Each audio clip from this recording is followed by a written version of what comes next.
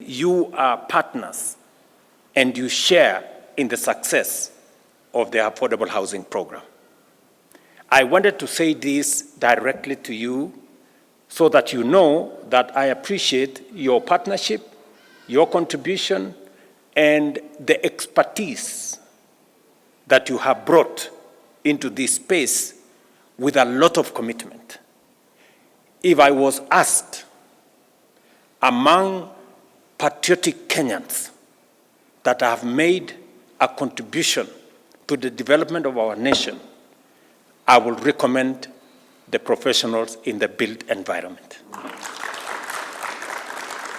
If there are patriotic Kenyans who have gone beyond the call of duty, I know we negotiated your fees. You don't get the fees that normally you would. And you did this because you are patriotic Kenyans and you want to support this program and you want this program to succeed.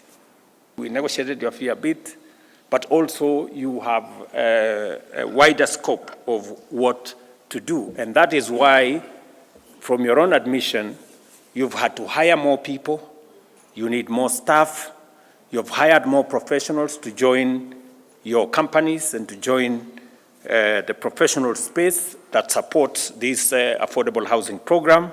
And I also want to say to you, thank you very much for taking on board more young people to join your firms to support this affordable housing program. Nasema asante sana. Many people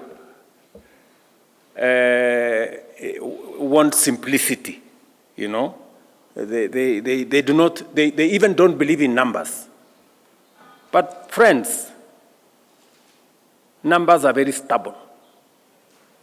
Truth is very stubborn.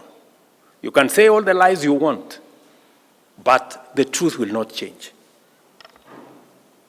Our inflation was at 9.6 in 2022. Today is 3.8. Fact. Our dollar had gone to 165. Today it is 130 and coming down. Fact. Our foreign exchange reserves was $7 billion in 2022.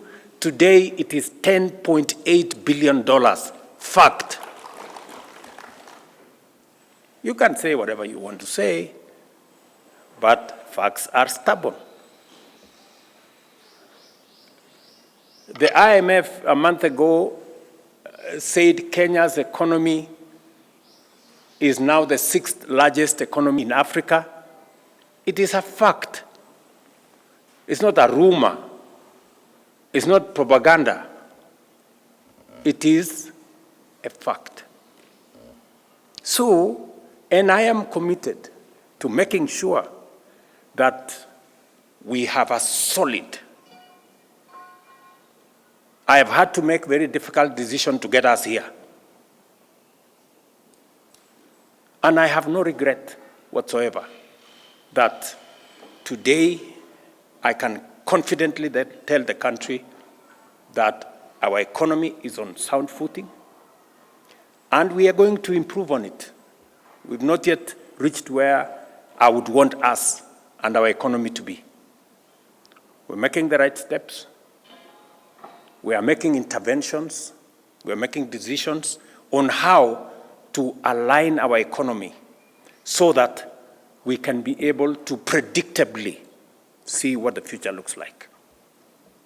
I am very clear in my mind on what we need to do with our agriculture to make sure that we create a food security system, deal with inflation, deal with the cost of living, make sure that the cost of food does not cause a crisis. 60 years after independence, we must be sure about food security in Kenya. And we must make the right decisions. So much gets done if people are not bothered about who takes the credit. But it also means it depends on who takes the blame. In this particular case, you know who takes the blame. And I think that is precisely why Hinga was saying that in this space, we need to speak as Kenyans. We must reject this negativity. Our country is a great country, my friends. Let nobody lie to you. You know, when you hear people speak, it is as if Kenya is the worst country in the world. Far from it, I can tell you. We are a great country. Not many countries can achieve what we have achieved.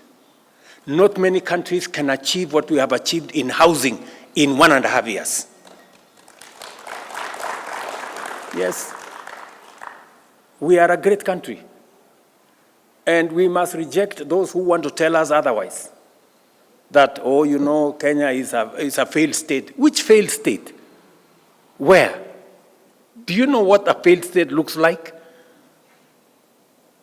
So, let me tell you that my commitment to the transformation of this country is not reversible. Nothing is going to stop me from driving the transformation that is going to change Kenya and take us where we have always wanted to go. From stabilizing the economy, and I want to assure you that we are working meticulously to make sure that our economy is sound.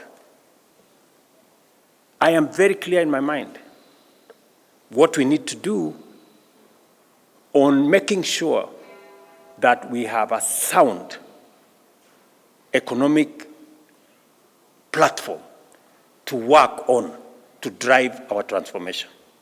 It is not always that you get an opportunity to be president.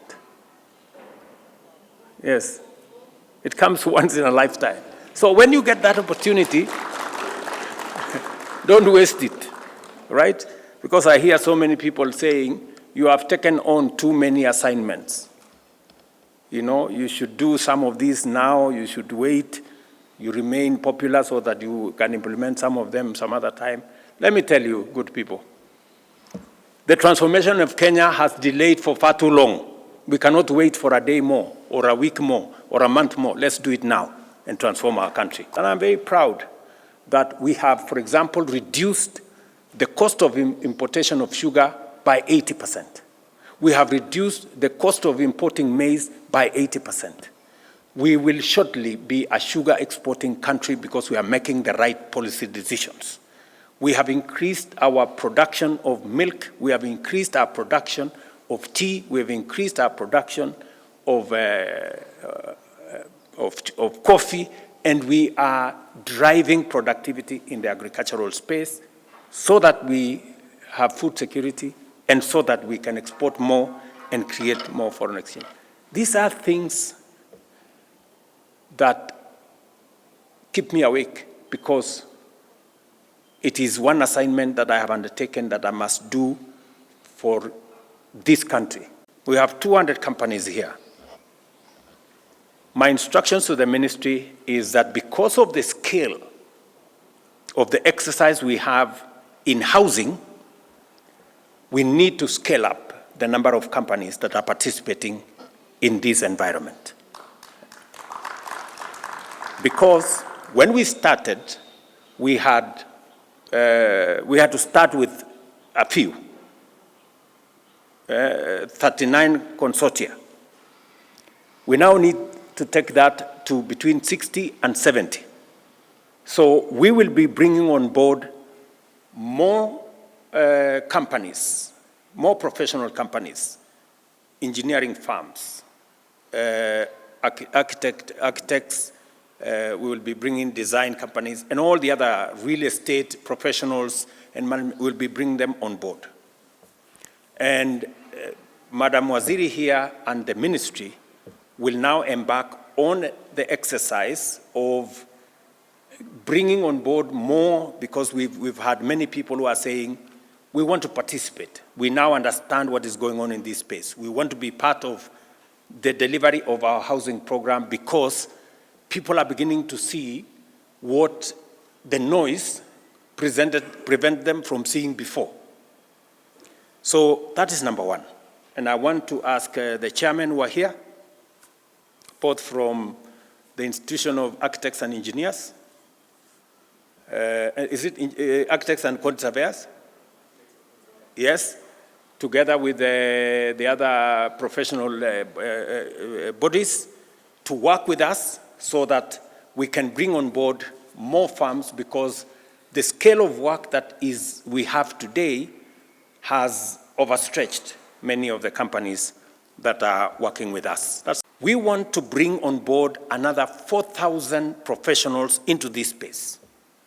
Young graduates from our TVETs, from our universities, to work with you and your firms and work with us so that we can scale up the level of supervision, scale up and accelerate the work that we want to achieve in the affordable housing program, because we believe that it is possible for us to do what could be done in 2 years, we can do it in 1.5 years.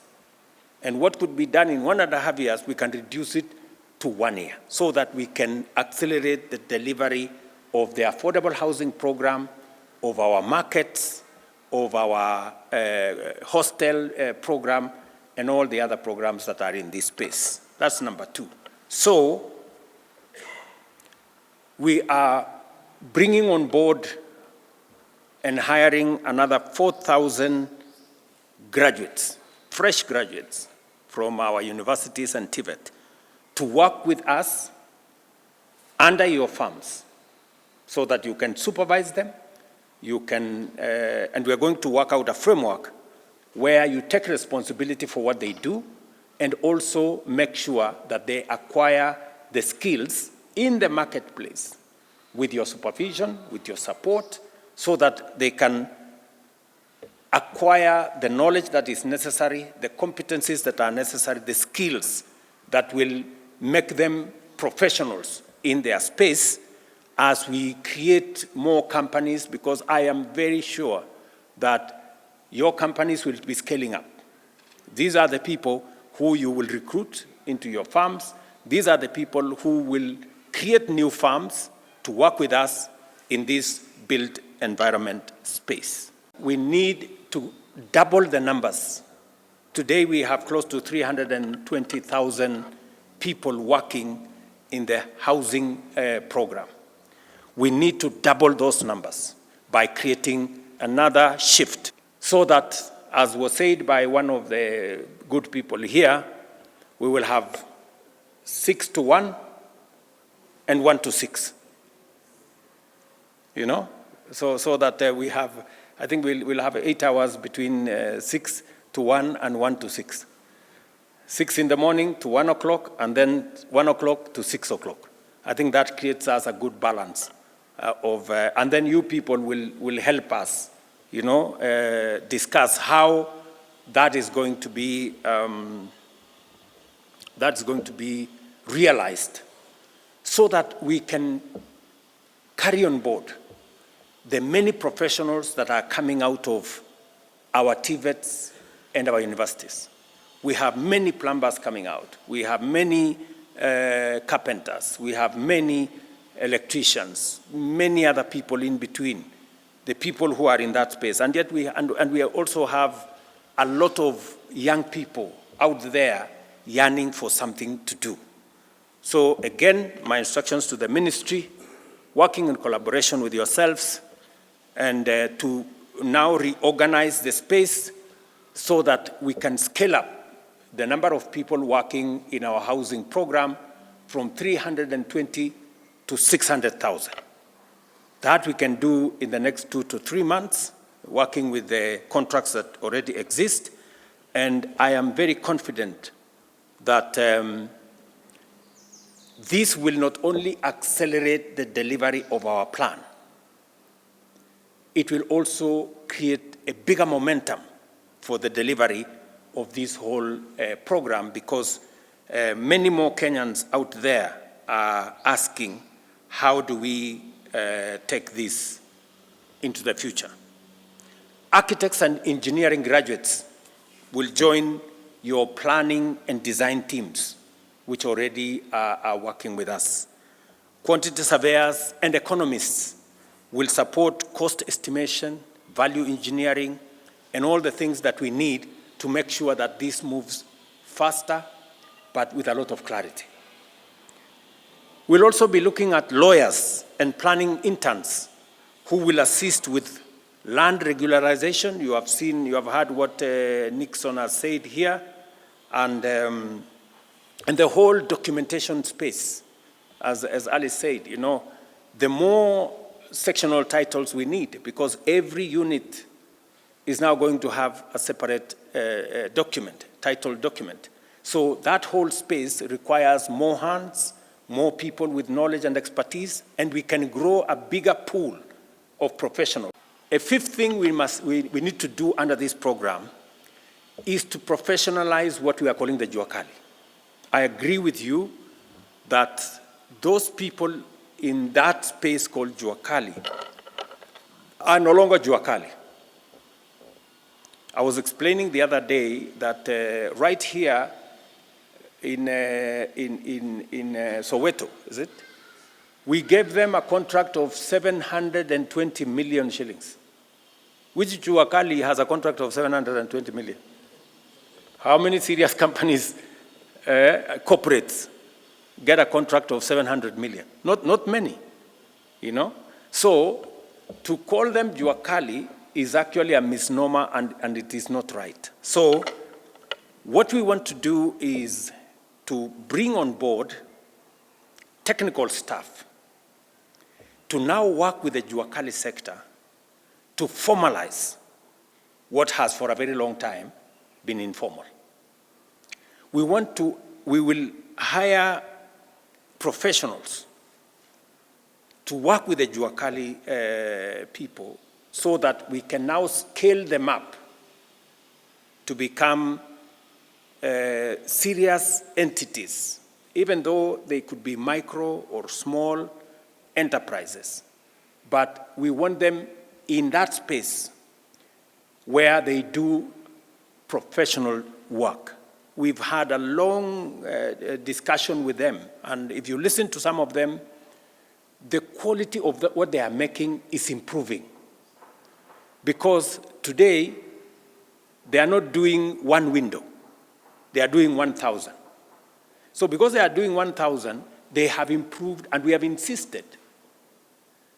If you listen to them speak, now they are saying, we told them, and we told the contractors that we are not going to import things that we can manufacture in Kenya. But the fact that it is local doesn't mean low quality.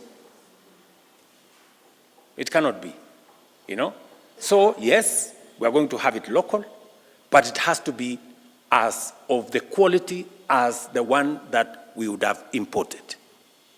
That, apart from creating opportunities for work, we are making real impact on people. We are transforming lives of people. We are changing the destiny of many citizens. People who never imagined that they would one day own a house. That owning a house is a present reality for many of them today. Some of them are beginning to realize their lifelong aspiration to own a place they call a home that belongs to them. You'll be surprised that there are things we take for granted. The biggest thing I saw in Mukuru that was, out of this world is that the people moving from the slums, where 3, 4, 5 families share one toilet for pay, the biggest thing they said was, for once, I have a toilet to myself. You know, you people, you know, you have 4 or 5 toilets in your house. You take that for granted. You don't think about it. You know, go share a toilet with another 2, 3 families, and then you will know the indignity of what that means, you know, and how important it is for us to run this program. You know, I keep hearing people who keep talking, oh, this housing program, who told you we need houses, everybody has their own house. You know, you may think everybody has their own house. That is not true. There are 7 million Kenyans living in slums, sharing toilets with no water, with no electricity, with no roads. You know, we should be sensitive about what we say. Go, and do not listen to the obstructions and negative remarks from people who want to fight with a program that has taken off, and there is no way this program, Your Excellency, in this country, that it will fail. Where we are, Your Excellency, this is a baby who is running. It's not a baby who is crawling. This is a baby on the track running, and we must reach the end goal. We must touch the end of the rope, or the rope where we are headed, and that is by ensuring that we have 200,000 units per year, a minimum of 200,000 units. The investment in this industry, then, Your Excellency, means that we would have much more. We could even double or triple, and I believe that in the next maybe 1 year, Your Excellency, your energy and our energy should be now driven towards ensuring that investors now come on board. We are able to offtake because of the fund. We are able to give guarantees so that we can actually leave the construction to these people here and the people who, so that we can just continue with the policy ourselves and leave now the program to investors. I'm extremely excited to announce, Your Excellency, that this program we have already secured. Treasury has already approved this program. So even as you announce these jobs, Your Excellency, Treasury has secured 1.5 billion for this internship. And obviously, I think we have time there then to think and see where these interns go after the 12 months. We don't want to leave them outside, to leave them after that. There are people who have said, stop the housing, focus on manufacturing, focus on jobs. What they don't realize is that you can't manufacture for nothing. You must have a consumptive demand. And the consumptive demand is providing dignity to every Kenyan. And as we solve the problem of dignity, you've then anchored the manufacturing program that we need. Your Excellency, very soon, and maybe before the end of this month, we now are going to move, and people will see, we have got the total lifts or elevators demand in this country, as we sit right now, before this program, was 750 elevators a year for this country. When we hit 100,000 units, our lift demand is 1,650, only for affordable housing program. And as we sit right now, it is over 2,750. That is what we're going out on tender on. And the question then is, should we just import the lifts, or should we now actually have a conversation that certain components of those lifts can be done here? Because, Your Excellency, if we go out there and we entice these lift manufacturers, and I've sat with them, many of them, and they said, PS, if you can guarantee me 300 lifts a year for the next couple of years, I'm going to set up here. So we've got 2,750. We've got over 1,500 generators, because every one of these homes, Your Excellency, are going to have a backup generator. You know, because we're going up. So we don't want, when there is no power, people cannot be able to use the elevators. It's amazing just how much can be done when it doesn't matter who gets the credit for doing the work. And it's important, And it's very important when you're executing a project of such national importance that it's about getting the work done. We're setting the foundations of how families and how the nation will be in the future. And we will thank you many years from now. It was not easy to do what he did in terms of the affordable housing levy. But because of his courage, we stand before here and we talk about jobs that are going to be created in the hundreds of thousands because of this affordable housing program. And it is going to be the glue together with your wisdom to look at all the other pillars on health and the creative economy and others. But we see that we will thank you many years to come, and we appreciate you. And we appreciate the leadership of this country, and we pray that you may have a long life ahead of you. Your Excellency, through the programs that we've created, you've given us opportunities that have never been seen before. Our architects and quant surveyors are greatly engaged throughout affordable housing programs, industrial buildings, schools, hostels, and many others. It's an opportunity that had never been seen before. And the professionals continue to support all these programs. We've got so far about 2,000 architects and 1,000 quant surveyors who are registered and who are able to undertake all these jobs.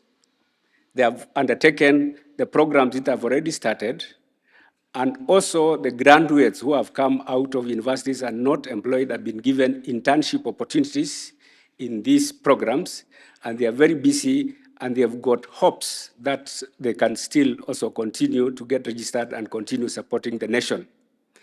As the Board of Registration of Architects and Quant Surveyors, we've seen the government efforts in these programs, and in our last effort to review the scales of fees for architects and quant surveyors, we noted this and provided a clause that allows architects and quant surveyors to sit down with government and negotiate fees which are outside the scale of fees.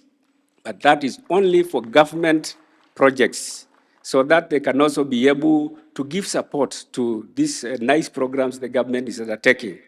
This is not going to be a one-off thing.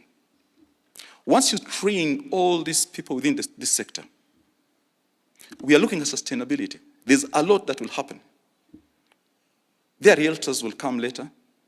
There is maintenance that will happen in these buildings. And all these will come out of the training that is going on now. The plumbers that will train in the program, they're the ones that will be maintaining these buildings. So for the long term, it is also about sustainability in employment.